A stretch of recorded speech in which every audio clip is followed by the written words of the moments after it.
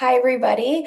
Thank you so much for joining us today. I'm really excited to talk to you all about low traffic neighborhoods, what that kind of looks like, and ways that we can kind of advocate for this. So, my name is Emily Chingay. I am one of the community organizers at Open Plans. For folks that aren't familiar, we are a nonprofit here in the city advocating for safer streets and more public spaces in all neighborhoods. And we do this through policy reform.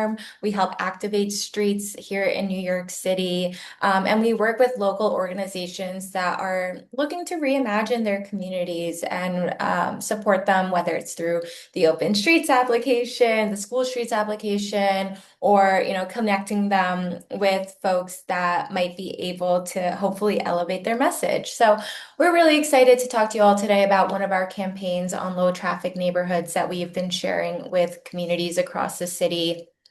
We've been hearing some really great feedback on, how this may be relevant and how they can promote more green public spaces and prioritize the people and less cut through traffic. But before I keep going on about it, I want to introduce Talia, who is our senior strategist and has been doing an amazing work, just researching low traffic neighborhoods and ways that we can really reduce vehicle miles traveled here in New York City. So without further ado, I'll pass it over to Talia.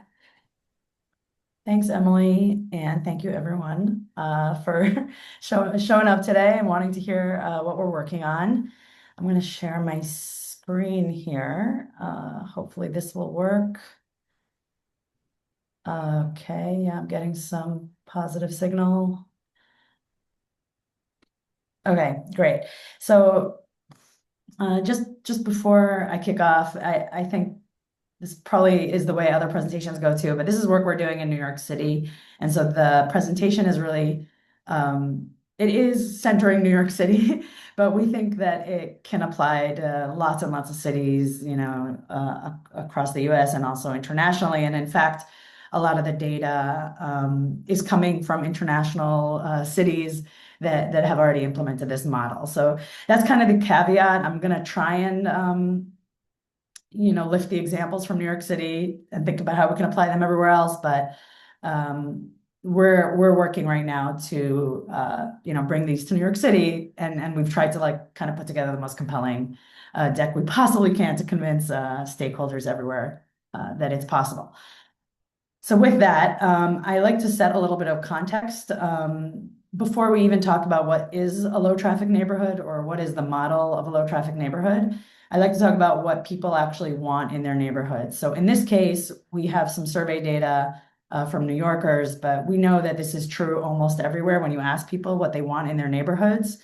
They want streets to be designed for pedestrians over cars.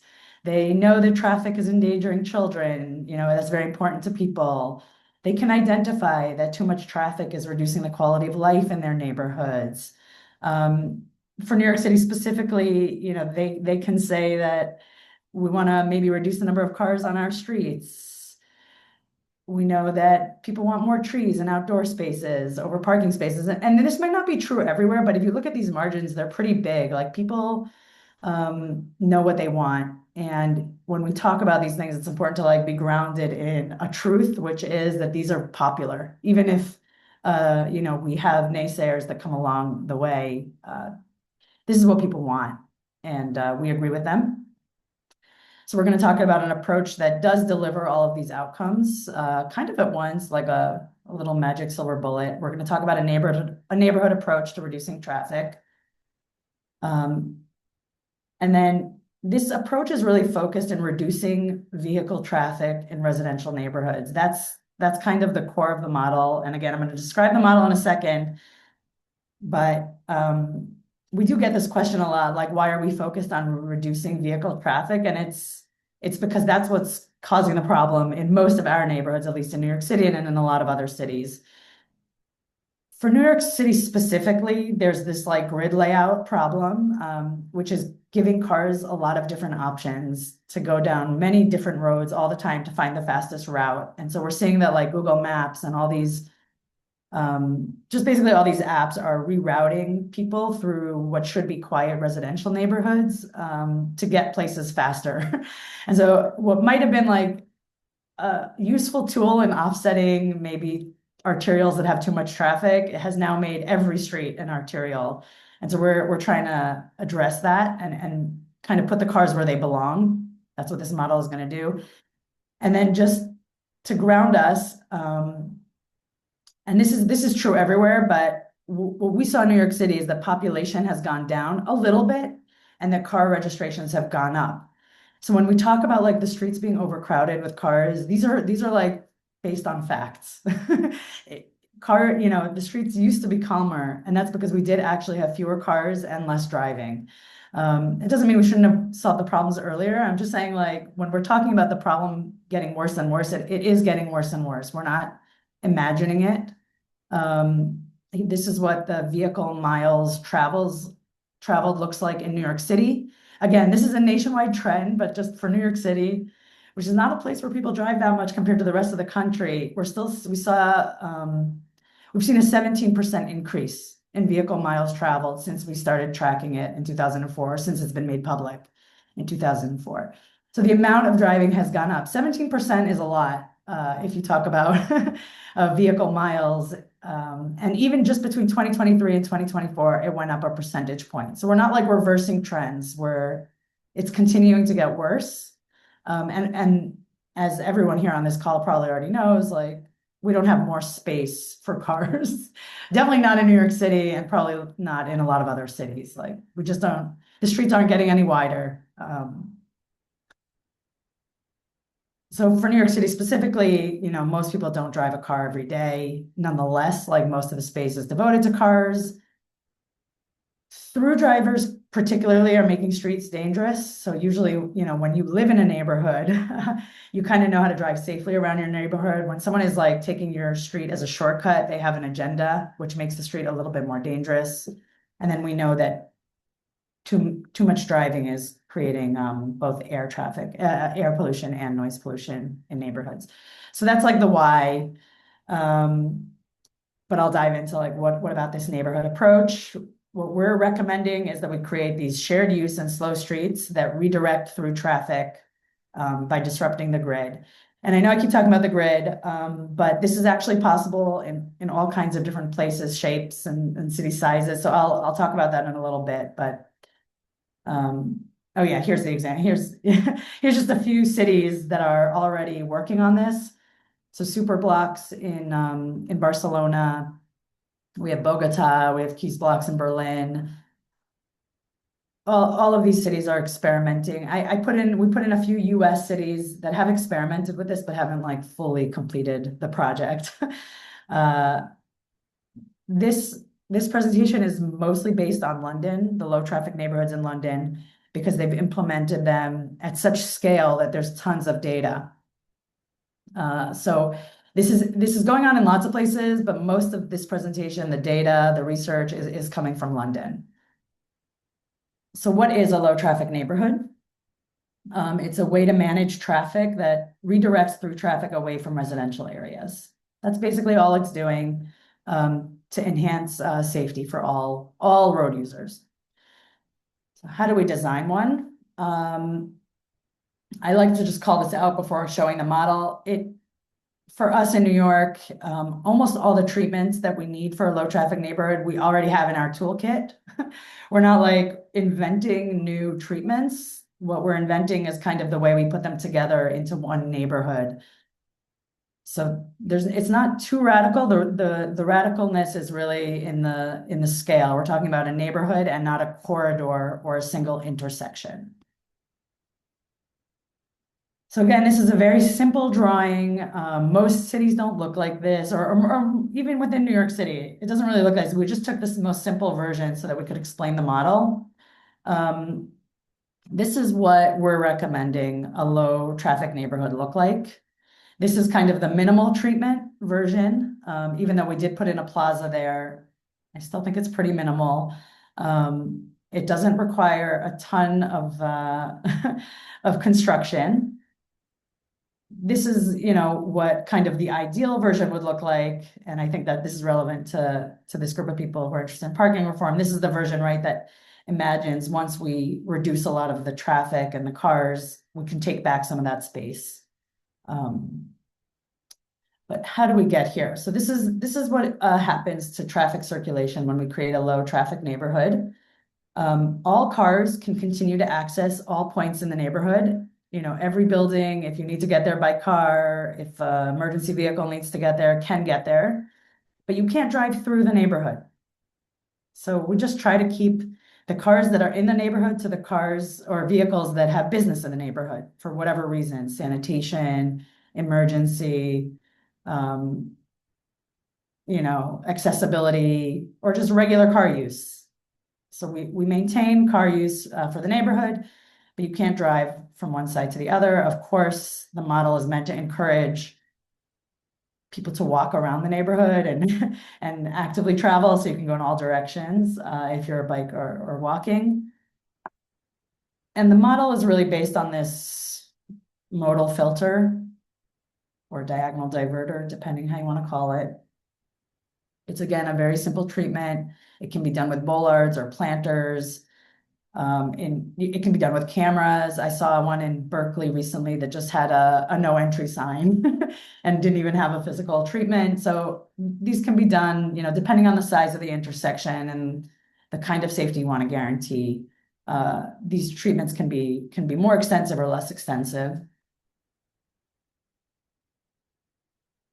Space should be reclaimed where cars no longer need the street. So we put a plaza here between the school and the park because cars, based on this model, right? Cars had access to the school, right? Cars and buses would have access to the school, but they don't need multiple access points to the school. And so we reclaimed some of that space for the neighborhood.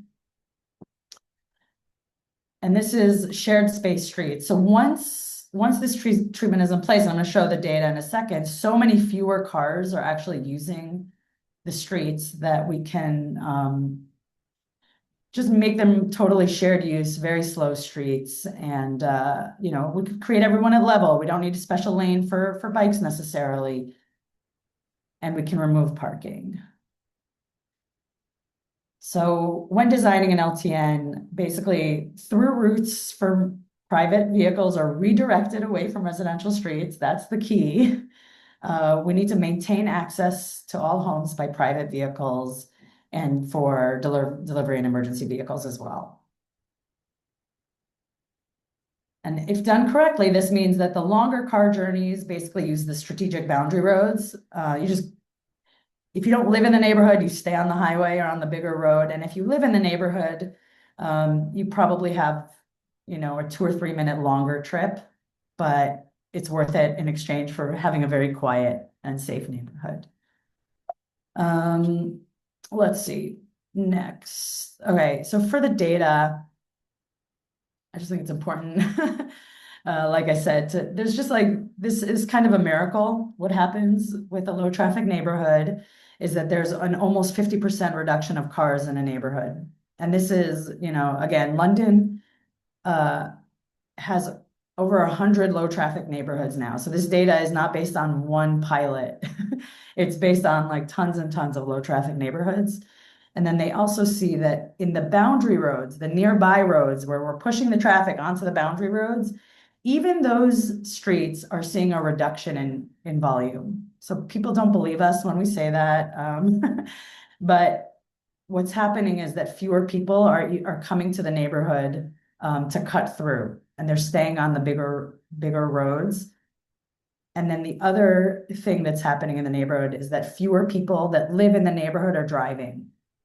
So there's a reduction in overall use on the boundary roads. However, for people who live on the boundary roads, this might feel counterintuitive because the low traffic neighborhood will become so quiet and their street will stay basically the same. And all of a sudden the contrast is pretty significant. So I think just from like a perception point of view, the boundary road will basically stay the same while the low traffic neighborhood gets this massive improvement. So when we think about advocating for it, it's important to think about boundary roads and what improvements can be made to boundary roads at the same time while you install the low traffic neighborhood. Can bus lanes be created? Can bike lanes be created? Can intersections be treated for safety? So things like that. In terms of street safety, there's a big, same thing, like fewer cars, basically fewer crashes, 50% less crashes within the low traffic neighborhood. There's also less crime in the neighborhood. One hypothesis for that is that there's just more activation and people using the streets, and so there's less crime. This data is pretty significant in London. Of course, with fewer cars comes better air quality, both on within the low traffic neighborhood and on the boundary roads, which is a great win for everyone. And then there's also a big increase in active travel, 25% more people using bikes, walking around. And in London, they have like very great, they have because they have nationalized health services, they have good data about the increase in life expectancy and less sick days. There's just all these like other benefits to making the streets better for walking. This is the map of London. This is an old map, actually. It's a little bit hard to see. This is all the purple, uh, the purple squares and odd shapes are low traffic neighborhoods from the first round that they did, and then the blue ones are the more recent ones. And they've added another 30 since this picture. What's happening in London is you can also see that there's one next to the other everywhere, and that's because once one neighborhood has it, the neighborhood next door wants it too. So now in London, they're basically planning them at scale. So they started with an approach of just some pilots and just neighborhoods that seemed really obvious, and now they're just designing full districts with low traffic neighborhoods and then implementing them slowly as they can fund them. They're very popular, and I don't want to say they're very popular.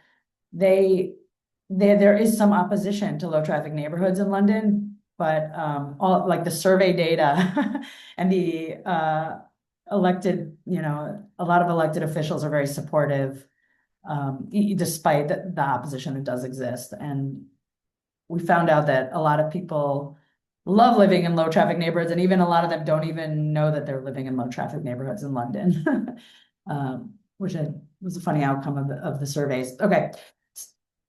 Citywide in London, they've started reducing VMT with this model. So like they have enough low traffic neighborhoods that it's actually been reducing the amount of vehicle miles traveled in London overall, which is a win.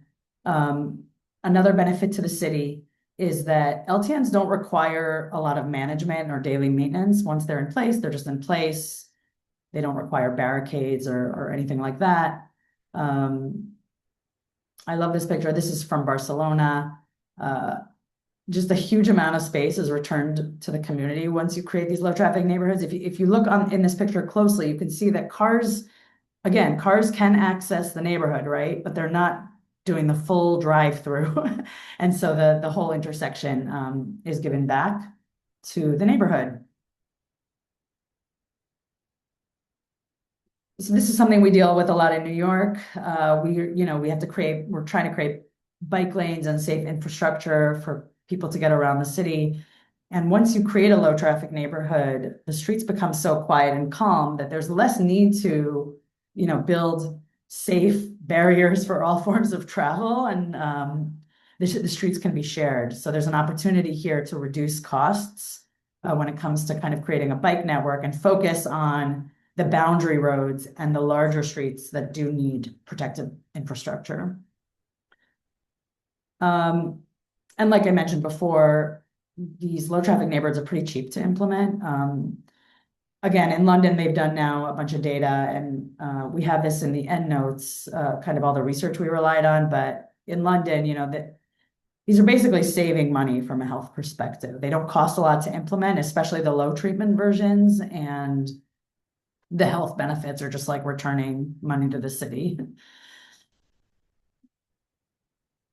Okay, I'd like to call out what LTNs are not, because we get a lot of questions about this. Well, LTNs are not pedestrianization. We're not, you don't have to close off streets to cars at all. All cars should be able to access anywhere in the neighborhood. They don't require removing parking. That said, they can be nicer if we remove parking. And because there's such a reduction in traffic, that 50% reduction over time, we would advise removing parking because we just don't need so much of it. LTNs do not prohibit vehicle access and they don't reduce emergency response times. This is something we get a lot of questions about emergency response times. LTNs actually, they did a bunch of data around this in London, a bunch of research about this in London, and they reduce emergency response times or stay the same. And that's because emergency vehicles are no longer stuck behind tons of cars and double parking and stuff like that. Sometimes the route is more circuitous than it was before, but they're still able to get there very quickly. And also in a lot of low traffic neighborhoods, emergency vehicles can go contra direction, whereas private vehicles can't. So there's a lot of ways to accommodate emergency responders. Okay, I'm going to kind of quickly go through this. I'm not gonna harp on the New York City examples too much, but I do want to show just a little bit of data that we pulled out to explain what's happening. Here are some like nice examples of things going on in New York City that could be the beginnings of a low traffic neighborhood, even though they aren't yet a low traffic neighborhood.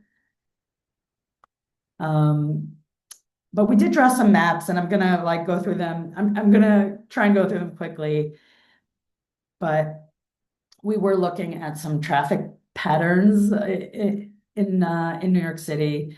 And so this data here on the right is showing where trips are coming from in an area. So this EE means external origin and external destination. So that is all the trips within this neighborhood that did not start in the neighborhood or end in the neighborhood. It's entirely cut through driving.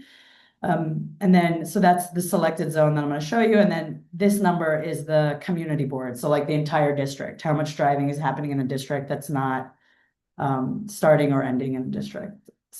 This data is from Replica. There's like a lot of other sources. It's accurate, but it wouldn't be accurate like to the exact last digit. This is what we saw. Oh, this is the low traffic neighborhood model that we designed for this area. So we just picked the boundary roads. These are very natural boundary roads, and we just push the traffic onto the sides. So this is an area that has a ton of cut through traffic, and we took a little bit of a plaza here near our Swan Park. I wanted to show this example. This is in Harlem. I only wanted to show it because we have a big bus problem here. So we like designed something different. This one is here we created a bus gate, which means that the bus can continue to drive through here, but private vehicles cannot. This was a neighborhood where there's a lot of cut through traffic on this street, which should otherwise be like a very quiet park street. Cars are coming here to avoid the major avenues. So we created like a little bus gate here, which could be like camera enforced. That's what they're doing in London, the way we do on 14th Street for people who are familiar with New York City. Okay, here is an example on the Upper West Side. We wanted to share this one because it just takes a lot of like plaza blocks. There's already an effort to make Broadway pedestrian. So we built on top of that and created some designs. And then here's like what a big one would look like, connecting schools and parks in Brownsville, in Brooklyn, which again, very low amount of treatment here. You would need to just put in bollards or some planters. But of course, a lot of community input would be needed to get it done. Okay, I'm going to skip the rest of these examples, but for folks who want to follow up at a later date, I'd be happy to walk you through them. So when we talk to stakeholders abroad and people who had experience with implementing low traffic neighborhoods, this was their recommendation of where to start with a low traffic neighborhood. So they said, start in an area that has natural boundary roads and residential roads. So maybe somewhere where it's a little bit more obvious where the cars should be and where they shouldn't be. Think about documented car safety issues, dangerous crashes and speedings, areas with bad intersections. Neighborhoods that have excessive cut-through driving. We have a few neighborhoods in New York City, for example, that are near bridges or tunnels where cars are constantly looking for ways around the traffic jams. And areas that have schools or other community facilities that we want to, enhance safety around. And then some tips that we got for how to roll these out is you got to talk to the neighborhood in advance to get a sense of what their preferences are. It doesn't mean that they should be determining what should be a boundary road and what should be a residential street, but definitely important to identify what is the most important, high risk areas in the neighborhood and where they want to connect, safe treatments. Another piece of feedback we got is that benefits to residents should be seen and felt immediately. There is going to be an adjustment period, and for some people, there is going to be inconvenience. However, unlike bike lanes, which maybe only serve a small portion of a neighborhood, the benefits of a low traffic neighborhood should be felt by every single person who lives there. Even drivers, when they walk to their car or when they use the neighborhood in other ways, should really feel the benefits of a low traffic neighborhood. And so it's important that that happens quickly. And then we do see that sometimes there can be unintended consequences to these treatments. And so it's important to be on the ground and address those consequences quickly when possible.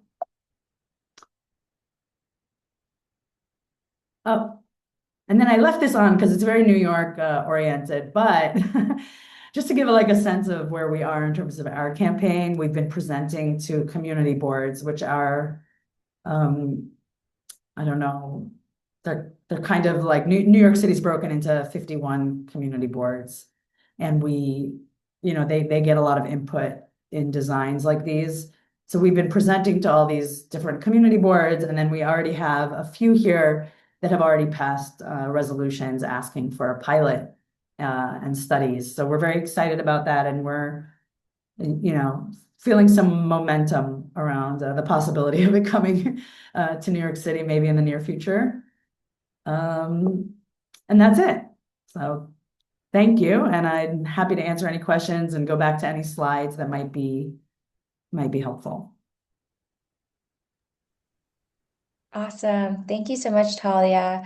So I see a few questions coming in the chat, and if folks want to ask any additional questions or ask them live, please feel free to raise your hand or you can drop any questions in the chat. So the first question, oh, did someone raise their hand? Oh, sorry. The first question that I'm seeing is, has congestion pricing changed vehicle miles traveled at all? I see two questions on that. Or are you seeing any different trends since congestion Yeah. pricing started? Um, for now, the congestion pricing data is only about the congestion relief zone. So we did see that in the zone of congestion pricing, there is a reduction in VMT. The problem is that we don't have citywide data that's updated post congestion pricing. We hopefully will get that in November, and then we'll see if that had a citywide effect. I'm not sure it will because congestion pricing, that zone is very small and there's a lot of driving happening in in other areas in New York City for various reasons. So maybe, hopefully, and we probably need more treatments. Awesome. There's a question about one of the examples that you showed, and it's on the zoomed in street. Was there parking on both sides? And just to quickly answer that, depending on what sort of low traffic neighborhood the neighborhood wants to go forward with, it could be super minimal treatments or it could be super extensive. So there could be an LTN where there is parking on both sides, but it could also be repurposed for street trees, street seating, other uses than just parking. But if the community feels like that's a necessity, that could be the case. Yeah, can I add to that, Yeah. Emily? I think like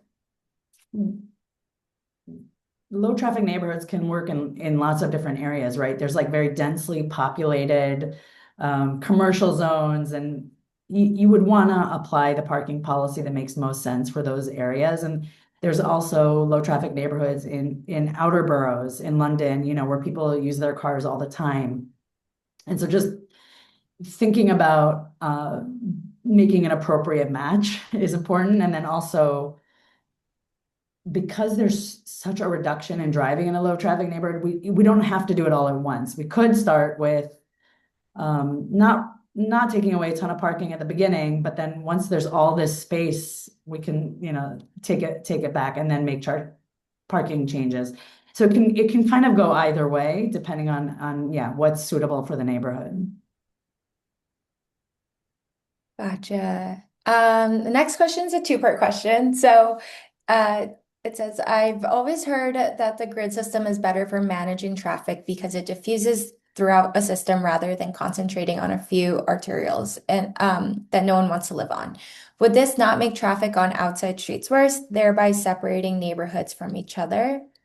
And then the second part of the question is for emergency response vehicles. Can those vehicles go through turn barriers or do they have to drive around the super block to get to the correct entrance? Um, I want to make sure that I'm answering. Okay, the grid question. I think that yeah, that's what I was trying to say a bit at the beginning, is that the grid system, I think, was designed to really help offset too much traffic on any one street. But what we're seeing is that as people just drive more and more and more and more, it's having the opposite effect. It's making every street a highway. That might have been avoidable, I'm not sure, with other policies, but in New York specifically, we're seeing an increase in driving every year, but our streets aren't getting any bigger. So that just means that we have more backup on what should be very quiet residential streets. So I think in this case, the grid is now working against the interests of the neighborhood. And we're not there's no evidence really that creating low traffic neighborhoods is making traffic worse on the boundary roads. What we're seeing is that low traffic neighborhoods is reducing the overall driving. So, it might it might feel every once in a while like there's a big increase, but there's actually an overall less people are driving in those areas once a low traffic neighborhood is implemented. It's kind of similar to what we see when highways are reduced or removed. Like there's just some amount of traffic evaporation, meaning some amount of people just stop driving. And then the Awesome. other question was about emergency responders, right? Yes. Again, this is like very specific to every city and how they design. You can design them, in any way. They have to be designed to accommodate emergency responders. So, like our recommendation would be to work with the city and work with first responders and make sure that there's, you know, a great way for them to reach every destination in a low traffic neighborhood. The ones I saw recently in Berkeley, they can actually just go contra flow and go right through a low traffic neighborhood in any direction they want. That's one option. The other one is, yeah, to just have them go around. If it's easy enough, we would work with emergency responders. Thank you. I'm just going to skip ahead real quick. I'm seeing a question on if you could pull up the slide with the example cities. And then there are a couple questions coming in on how this might apply to more car-centric neighborhoods or the suburbs, for example, or even the outer boroughs where there is little or no mixed-use zoning, and then also where folks might, rely on cars more to get around. Okay, what was the question about this map? Did they just wanting to see it again? Just to Okay. pull it up, yeah, Yeah, yeah. yeah, okay. Um, it's an interesting question about the outer boroughs because I think in a way, like the outer boroughs invented low traffic neighborhoods, like cul-de-sacs and, suburban areas are very familiar with the concept of not wanting a lot of cars to go through your neighborhood. And so similarly, I think it's just a matter of it's the same exact model in the outer boroughs, and the benefit to them is the same. Like if you want your kid to feel safe being able to play in the street or being able to cross the street themselves without 12 traffic lights, you just, change the directions of the streets and make sure that the cars are just going much slower. I don't think I don't actually think the treatment is very different in outer boroughs necessarily. Maybe the scale is a little bigger, but I think it's the same model. Awesome. And a kind of a part two to that question is, um, how can we do this in a way that doesn't increase the traffic on the arterial thoroughfares within those neighborhoods?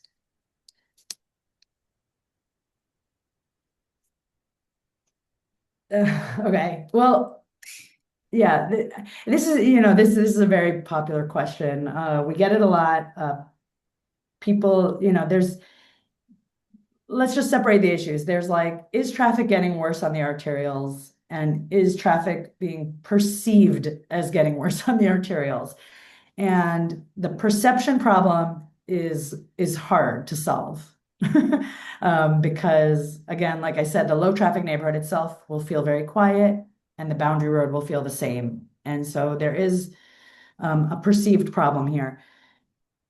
Low traffic neighborhoods do not make um, congestion worse on the boundary roads. But if planners or if people want to get ahead of that and even reduce traffic more on those arterials, then there's two things you can do. One is plan several low traffic neighborhoods in an area, which will reduce driving in a much larger scale in that area. And that will help. The other thing that will help is, big investments in public transportation. So making it much easier to get in and out of those neighborhoods via bus, trains, and other forms. And maybe that's, just one recommendation as we're starting. London started right in areas that have the most kind of public transportation access. That's where they started their pilots. And I hope that that's what we do also in New York City, because most of those neighborhoods, like 80, 90% of the people do not use their cars on a daily basis. Thank you. This next question is on, in your perspective, in your view, how essential is parking reform, like removing mandates or implementing on-street management to the success of an LTN? And are there ways in which we should think differently about curb management policies or priorities in these places compared to a place that gets more through traffic? I actually don't have that much knowledge on parking reform. I'm embarrassed to say that on this forum. I think that, I mean, from my experience, just generally these things go together. Like we need to make sure that there's loading zones. We need to make sure that vehicles that need access can still get access. So there is, I think, management of parking is really important on the boundary roads and within the low traffic neighborhood itself. I would look to other experts to kind of make recommendations in terms of if certain parking reform should be in place before implementing it. I didn't see that as like a prerequisite, but I do think generally speaking, they go hand in hand. Yeah, something I will say just to add on is it would be very beneficial to have those mandates removed, especially because a lot of that curb space could be given back to the community. We've seen it in many countries.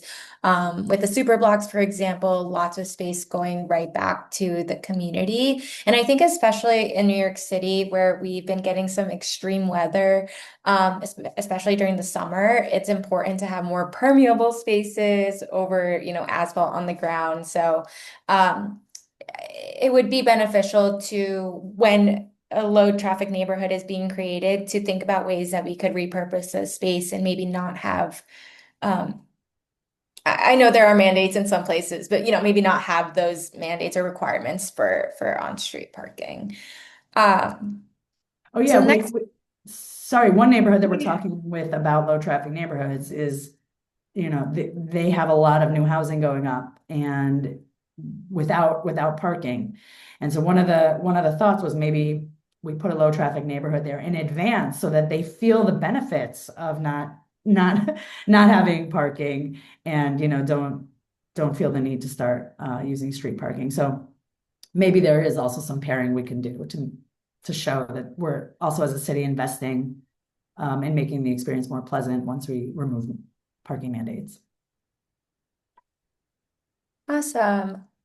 Okay, so the next question is seeing how LTNs inherently create a built environment conducive for multimodality via slower travel speeds, etc., and how politically charged implementing bike lanes has become in recent times. I wonder if LTNs may be a stronger method for incremental reclamation of urban space than outright pushing for bike lanes. Yeah, I mean that's definitely something we think about. Just centering the neighborhood and talking about, right, everyone who lives in the neighborhood and how they can all feel benefits to having a safer, more quiet streetscape. I think is really productive and helps people have something to advocate for if bike lanes aren't their necessarily most important topic. I do think we still need bike lanes on the boundary roads and as a cyclist myself, like wouldn't want to give up on that. But I think that low traffic neighborhoods is a way to, yeah, talk to a lot more people and a lot more people can feel the benefits. Yeah, definitely want to plus one that, especially in conversations that we've been having with folks around the city who may not cycle but may want a safer, calmer street. So this is a really great kind of compromise to really fit everybody's needs. Um, so this next question is, I find this interesting, but I wonder how it's better or worse than narrowing streets and converting them into more shared spaces with minimal boundaries between lanes and uses. That works in much of Europe on streets that are less than 2 cars wide.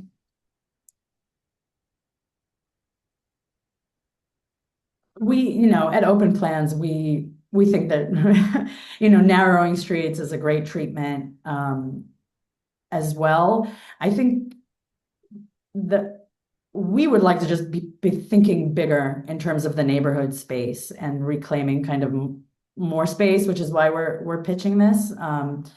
If you live in an area where the easiest thing to do might be to just narrow one street or one corridor, we would be excited about that. But when people live in a neighborhood, they're not just using one street. They're using, they're sending their kids to school. They're going to the corner store. They want to see a neighbor, and so just recognizing that our space is beyond just the one street we live on is why we picked this model specifically. Awesome. So I think those are all of our questions for now, but I want to drop our link to get involved. If folks have any additional questions on anything that they're working on, or if they would like to advocate for low traffic neighborhoods in their community, if you live in New York City and are super interested in having us present to your community board, we'd be thrilled to do that. So I'm going to drop our link to kind of get involved with our work. But then also, please feel free to email us. My email is emily@openplans.org. And then we are more than happy to support with any additional questions that you might have. But right now, we are kind of, speaking to community groups, speaking to community boards, getting some more feedback, learning from these neighborhoods on what kind of LTN might be the best fit for them. And we're seeing different boards, which for folks that aren't familiar, community boards are super hyper local form of government here in New York City. They're advisory boards, they're volunteers. So they are just, volunteers in the community that want to make the neighborhood a better place. And so we're seeing that some boards are creating subcommittees to talk about where an LTN might fit, or, they're talking with their elected officials, or maybe they've even already come up with a plan for one. So if you're interested in learning more about this, or if you want to stay in the loop with our advocacy that we're doing on LTNs, please feel free to sign up to get involved or feel free to reach out to us. But aside from that, if there aren't any more questions, I really want to thank you all again for joining us for this webinar. And thank you so much again to Paula and the PRN team for giving us this space to do this. We're really excited about all the work that New York City has been up to, and we're hoping that we can incorporate LTNs into their next projects. Oh, a question on whether community boards are the best way to engage. I personally feel like community boards are really, really influential here in New York City, for better or for worse, but it's a really great way to get the community stamp of approval before you bring a project or plan to Department of Transportation. A lot of times the Department of Transportation, might have a project in place, but they need to do that review with the community board. And sometimes projects kind of die at the community board if they reject it. So I personally feel like they're very influential and they're very important in helping a project actually become a reality. And I will say it is, of course, important to still engage the Department of Transportation, elected officials, everybody else, but they're all little kind of pieces that make this actually a reality. But then again, I do see that you said they used to serve on the community board, and sometimes they can be hostile. And so we definitely want to change the culture of community boards as well, which is another one of our campaigns that we can totally dive into another day. But yes, we are speaking with a number of different stakeholders on this. Oh, one last question. I go to Fordham. How realistic do you think it is for college to go car free while also keeping campuses accessible? Um, I don't, it's too specific for me to know.